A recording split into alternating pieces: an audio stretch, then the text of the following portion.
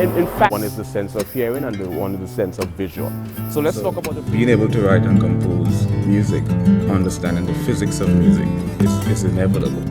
It helps you embody music as a whole far more effectively. Here's one of the phenomena in music is octaves. Why we hear octave, it turns out that we hear logarithmically, meaning that the human ear.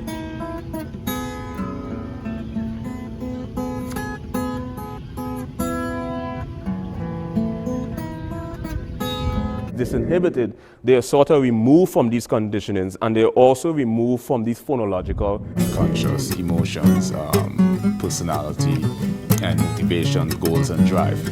But subliminals in and of itself.